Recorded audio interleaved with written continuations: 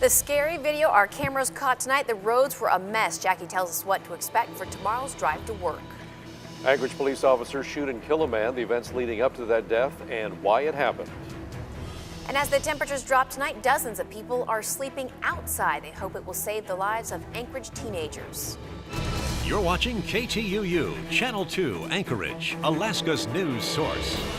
And now, the state's #1 evening news team. This is the Channel 2 News Late Edition.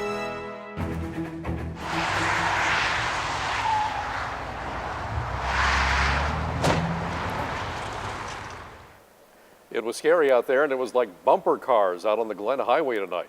Now, this was the scene around 6 o'clock on the Glen near Muldoon. Several vehicles sliding off the road, and a dangerous situation as more cars and trucks approach the crash site. Now, this all forced police to close one of the inbound lanes of the Glen Highway earlier this evening. Anchorage police say roads are slick all across the city. Good evening, everyone. It's hard to believe that just a little bit of snow caused that big mess tonight. Now, it has been a rough day all day, with that snow giving our roads and highways a slick coating of ice. Now, we're going to show you some video. Watch closely. And you're right, on the left part of your screen right there, slick roads this morning nearly caused a vehicle to collide into an APD patrol car. Here it comes. The video was caught by a Channel 2 photojournalist. You can see the car swerve out of control, fishtailing across the median of New Stewart Highway near Huffman Road. Luckily, the APD car was able to quickly move out of the way. You can watch the full video on our website, KTUU.com. And it looks like those slick spots are going to stay that way tonight. Jackie says temperatures are going to stay low this evening. Below 32 degrees, that's for sure. And we are heading into the coldest hours here overnight. Now, we will see some gradual clearing with low temperatures tonight between 10 and 20 degrees. Now, that clearing will lead us into some sunshine on our Friday. Now, with all the slick road conditions, we have some winter driving tips. Good winter tires are a must. They help maintain a good contact and have rubber compounds that help the tires stick to the road surface. Deeper, wider tread, it's also a plus, and it's all about maintaining contact with your tire and the road, therefore control of your vehicle. And travel under posted speed limits, and finally, do watch for black ice. It is especially deceptive in that it blends with the pavement, often on bridges and overpasses. I will have more on the forecast coming up a little bit later in weather. Well, braving the cold tonight, people trying to help the homeless youth of Anchorage. Homeless teens are already at risk, but the problem gets even worse with the winter cold. Now, some are even sleeping outdoors for the cause. Channel 2's Beth Verge joins us from downtown Anchorage tonight with a group raising awareness for the homeless. Mike, Rebecca, much of Anchorage's at-risk community will inevitably be outside tonight, and that's exactly why dozens of people gathered in downtown Anchorage. They want to honor the homeless youth, bring them all together, and just kind of celebrate what they're doing here, which is a fundraiser, again, to honor them. Amazing grace, how sweet the sound. So again, dozens gathered in Town Square Park to honor those who were lost and remember those who are still with us but still out in the cold. And this is the lead up to what's happening tonight, the first ever nationwide Sleep Out America, which includes the lawn-standing Sleep Out Executive Edition right here in Anchorage. Now, the idea here is to sleep outside so that kids don't have to. Participants raise money for their causes, and then all of this is put on by Covenant House, a national organization that serves homeless youth in dozens of American cities, again, including right here in Anchorage. And these are the kids for whom a meal, a warm bed, and even just a safe shelter are true luxuries. That life is always changing. Sometimes you're up, sometimes you're down. Sometimes you're happy and sometimes you're sad. And once you choose to accept that the reality that you will have some good and bad days, growth begins. And a lot of those who will be spending the night in tents just like this are actually inside. They're having kind of a group discussion at the moment. And who you just heard from, her name is Dash, and we're actually going to introduce you to her right here at Covenant House when we check back with you in a few minutes. All right, Beth, thanks so much. We'll see you back in a few minutes. We have a developing story tonight. Anchorage police are asking people to avoid the area of Spenard Road and Northwood. APD says there is a barricaded person in a residence in that area. A spokesperson for the police department tells us that there is no threat to public safety, but there are several officers in that area. Well, how many shots were fired, and was the use of deadly force justified? Those are the questions now under investigation after police fatally shot a man last night.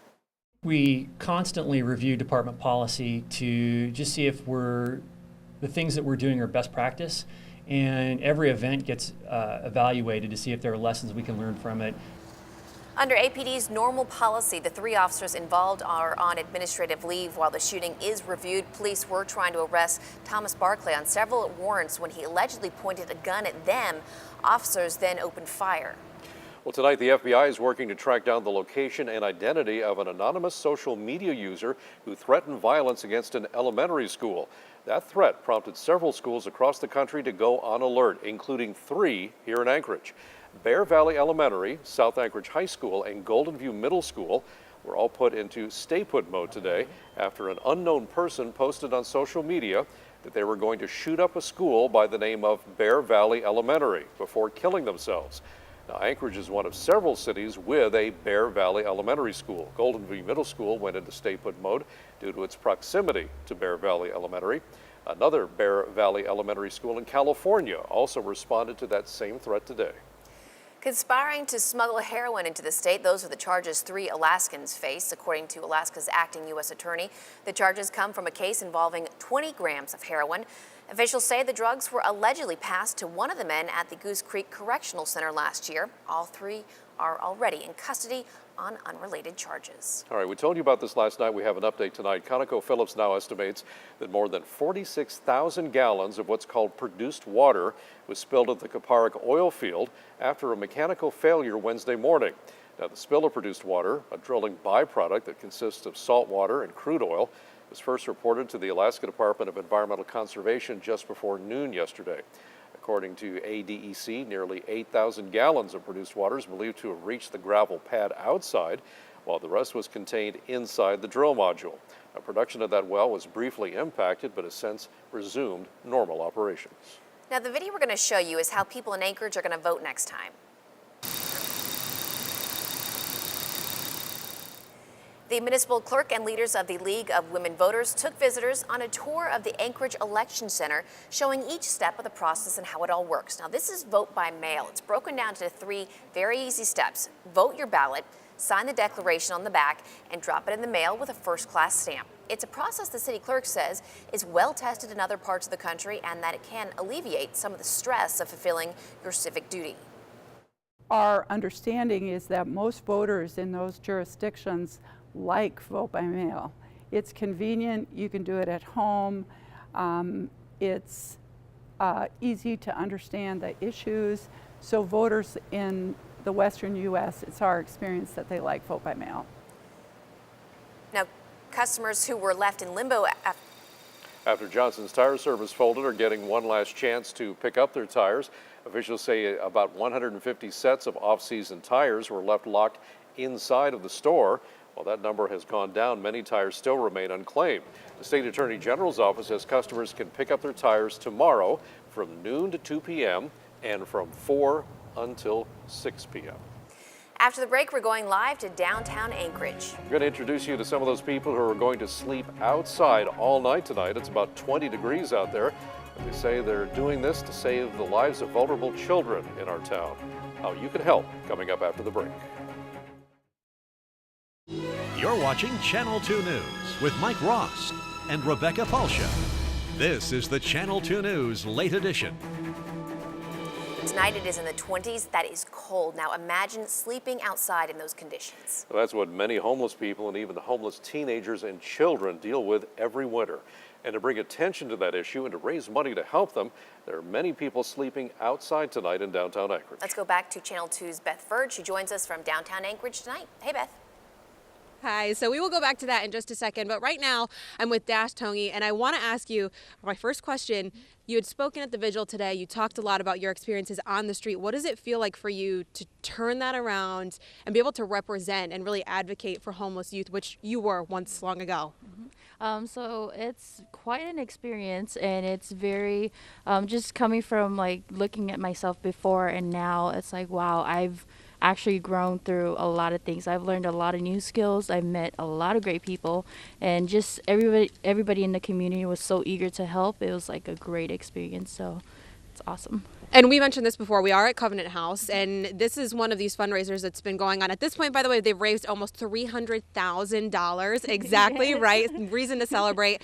You've seen this before. What is this, if people are on the fence about maybe participating in something like this or trying to help out the homeless youth population, what do you have to say to them? Well, if you are, I would say don't be, because this is like a great opportunity for you to help out. Like, if you have a busy schedule or you work 9 to 5, you can just stop by to donate some winter gear. It is winter at this point, and probably just be a mentor as well. We do have mentor options as well. So just call Covenant House and they will give you the details with all of that. So it's going to be a great help for all the youth here, and as well as the Rites of Passage, which is the transitional living housing program. So. And you went through that as well. What does that mean for you to have a program, for you and your peers as well, to have a program like this available to you at your fingertips here in Anchorage? How can that help those who are maybe struggling or just suffering out on Anchorage's streets? Right. So my experience at the Rites of Passage program, it was more laid back kind of. So you were doing like what you need to be doing, which is finding employment. If you're going to school, do what you do, and you're basically learning how to live your life out and about without Covenant House's help.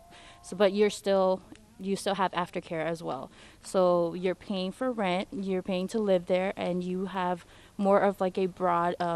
You live with other people, so it's kind of like a dorm room feel in a way, but you have great staff members there, as well as a mentor that will be picked for you, or you actually pick the mentor that you want, and you can go out and do a lot of like activities. Like they go snowboarding, they go hiking. So there's a lot to do. But the only thing is we need like more people to be involved, as well as the community as well. Okay. So the help is needed everywhere. So yeah. And on that note, thank you so much for joining us, Dash, and I look forward to getting to know you better as well. Perhaps as a mentor, you never know. If you are out in the public in Anchorage, yeah, right? Yeah. If you're out in the public in Anchorage, you can help by mentoring, volunteering, you can donate, like you said, just drop anything off. I know you guys have a needs list, so check out KTUU.com for more on that. Mike, Rebecca, and Beth, at that vigil earlier, it looked like a really big turnout tonight. It was a big turnout. Dash was one of the people who spoke there. Every time I go to those types of things, they're really moving. There were dozens of people all sharing candlelights, all sharing the same message, which is that we cannot let our homeless youth be left on the streets. The homeless population is already at risk, and bringing up young people is, of course, one of the most important parts of having a happy and healthy community. So this is the kind of thing we like to see. Wonderful. I love it. Thanks so much, Beth. Well, Jackie is up next with the forecast. Just keeping an eye on those weather patterns to see if it's going to again impact the road conditions tomorrow. Stay tuned. Now, Channel 2 weather with meteorologist Jackie Purcell. Snowfall amounts around the Anchorage area, not a lot. We saw between 1.5 to 2 inches, and Palmer, one of those places, seeing 2 inches. The official amount 1.5 from the National Weather Service office. Well, yeah, we're going to see some sunshine come our way tomorrow. Look at the beautiful sunrise they saw in Point Hope. Thanks to Jeffrey Kawana for sending that and sharing it with the state of Alaska. This was taken right around the turnaround from October into November. At that time, still no sea ice. I don't believe they have a good coating of ice even yet. Well, here's a look, and there's still some stormy action going across West Coast and even Northwest Alaska. There's still high surf advisories along southwestern coastlines, really from the Scammon Bay area all the way up into Unalakleet and Nome, not quite into the Nome area, but just outside Nome, not right near Gullivan. We'll see a lot of this storm front continue to move across the state, really along the North Gulf Coast now, and now impacting sections of the southeast panhandle. This is the next place in line to get some snowfall. As we mentioned, still some high surf advisories, still some hangers on as far as winter storm warnings around the Brooks Range area, the northeastern Brooks Range, and then through the interior. A lot of these advisories will be lifted either overnight or early tomorrow morning. And then you see into the panhandle, a lot of that action, winter weather advisories and winter storm warnings. The Juneau area, 4 to 7 inches of snow possible for you. You can see it just angling in right there. And then that line between rain and snow, still offshore. It looks like it's mostly wet weather. rainfall, and a real mix right across the North Gulf Coast. That mix is offshore, but it looks like coastal areas are seeing some snowfall here this evening. Temperature-wise, we'll stay under freezing, at least into the Anchorage area. A little bit warmer to the south, right at 32 in Seward. They're at 41 in Kodiak. They're going to see some gusty winds through this evening and into tomorrow, in fact. 12 degrees for Fairbanks this hour, 13 for Deadhorse, and temperatures are into the 20s along northwest coast locations and 32 right now into Bethel. We're going to see that storm system move off. We'll be left with some clearing, some sunshine as we head into our Friday as well as our Saturday.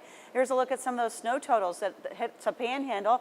The Juneau area, at least through Sunday, could collect more than 3 inches. Here's a look at the the windy and cool conditions across the south central area. We'll see some sunshine, and we'll definitely see cooler temperatures as well overnight. Not too bad tonight, but it's really in the 7-day forecast that we see those temperatures cool off. So I like to go low as far as temperatures so people can get used to the fact that it'll be getting colder. So we could see even some sub-zero temperatures here locally. We'll have more on that, of course, as that cold snap does, or I'm pretty sure it's going to come our way. So. Ooh, all right. Thanks, Jackie. Still ahead on the late edition of Fast Track to Passage. Victory in the House, but hear why the Republican tax bill still has an uphill climb toward success. Movement on Capitol Hill today, the House passed its major tax reform bill. But the fate of the bill is now up to the Senate, and Democrats are doing everything they can to stop it. NBC's Blaine Alexander has more tonight from Washington.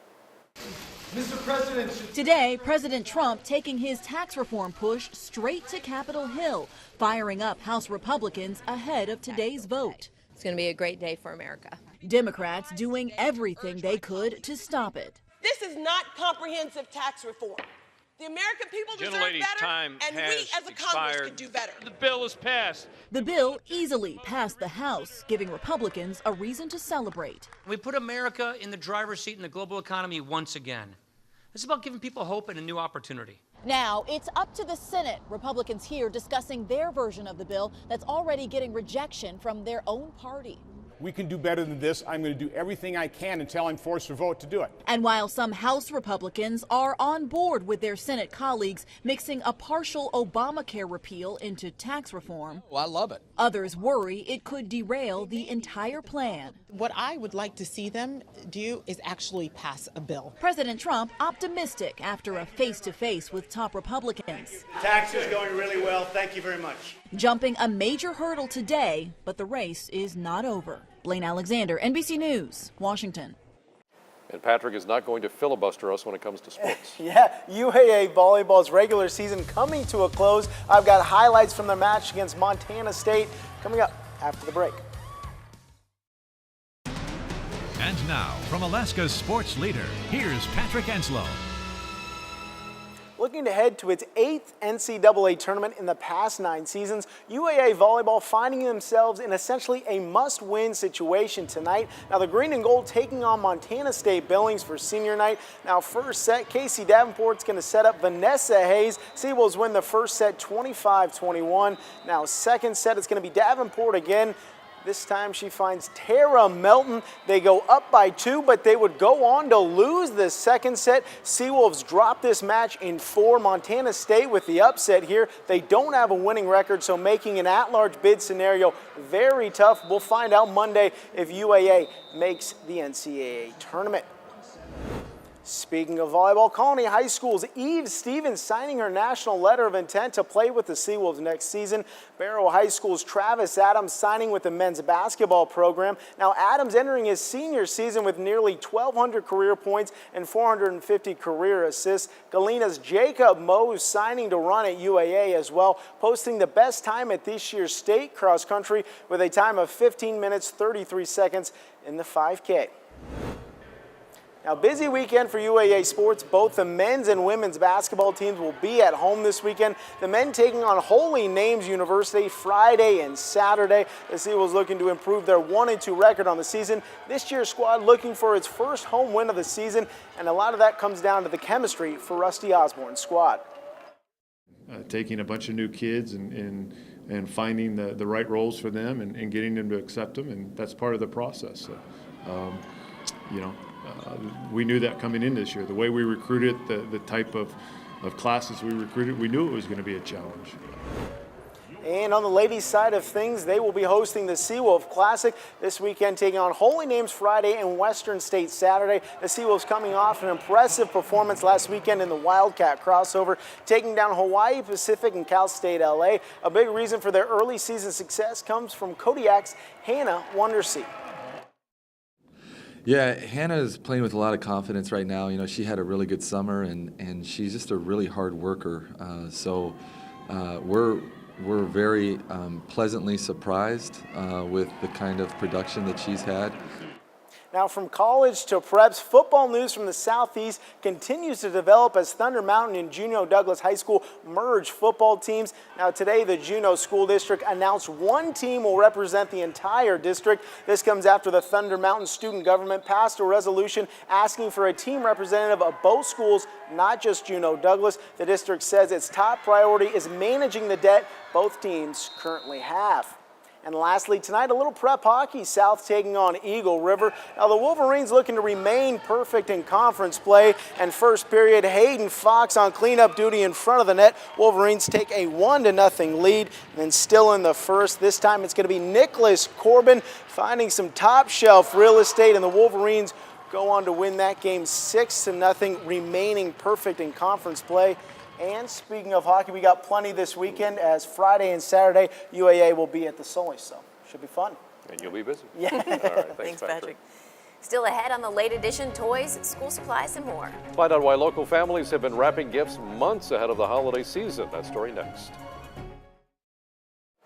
Before the holiday season, local families are banding together to send a special gift to people in need. Now, throughout this week, dozens of Anchorage residents have been working to fill holiday packages with a little bit of everything.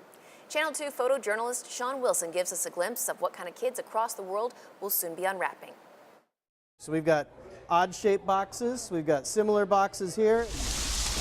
The kids have been collecting all week shoe boxes to go to kids around the world. I put in a yo-yo, toothbrushes, pair of socks, a little Bible, notebooks and pens, and a fidget spinner. This one has hat and gloves. You got some toys, cups, and things to play with. We had some, I think, went to Malaysia and the Philippines last year, and some other place like that. Thailand, I think, was one. Yeah, didn't you do 5 this way, laying like this? We have so much, and they don't have much. You have a label that goes on there, and it tells if it's for a boy or a girl. Helping other people makes you feel something inside that you really don't feel normally. When they receive these gifts, they open the boxes, their faces light up, and they're so joy-filled about just getting a present. We're just really glad that we have this opportunity to bless children and teach them about Jesus. This is kind of like what Operation Christmas Child is about. That's good. I love all stories with kids being sweet like that. Absolutely. So sweet. And if you'd like, there is still time to help out. Volunteers are still collecting the shoe boxes. You have until Monday, November 20th, to wrap your own shoebox. And Operation Christmas Child is a great program worldwide by Samaritan's Purse. Wonderful effort. Wonderful effort by all people. So. It's always nice to have a gift, you know? Absolutely. Yeah. Yep. And a lot of these kids have nothing else. That's right. That's the highlight of their year. Yeah. So. All right, look, on a more serious note, we do want to remind you before we go that Anchorage Police warning drivers tonight, use caution. Icy roads, this was the scene earlier this evening, Glen Highway and Muldoon, people spinning out, people crashing. We got word during the newscast from Anchorage Police, the situation out at that intersection is still very dangerous. They have police on the scene trying to get people to slow down, but if you're going up the Glen Highway near the Muldoon interchange, please be careful tonight. You don't want to end up like these folks. Every time I hear that crash sound, it's just like nails on a chalkboard. It freaks me out. Ooh. Scary, scary, scary. Slow down. Especially when it's your car. Oh my gosh, yeah. That's happened to me a couple of times. You know, and our photographer Mike Niederbrock was out there this evening getting those shots for us, Right. and he doesn't rattle easy. He's a tough guy, Yeah. and he said he was scared being on the side of the Sure. road like that, watching all this happen. So These are not optimal driving conditions, They're and not. posted speed limits those are not the speeds you should be driving. You should be driving under posted speed limits because these are winter driving conditions. So we're going to continue to see some cool temperatures, but we're back to Friday, sunshine. That lasts us into Saturday, and the temperatures won't be so bad. It's next week we'll start to see temperatures go down, so it could be a chilly Thanksgiving holiday, everyone. It's the last shootout, too, so these guys coming up, they're going to see some cold temperatures, right, Patrick? Yeah, and there's still tickets left, so definitely enjoy it. It's the last one, and hopefully it's a good one. Yeah, I hope so, too. Shoots and hoops and get some goosebumps. All right, have a good night, everybody. Good night. Please be That's a careful. good summary.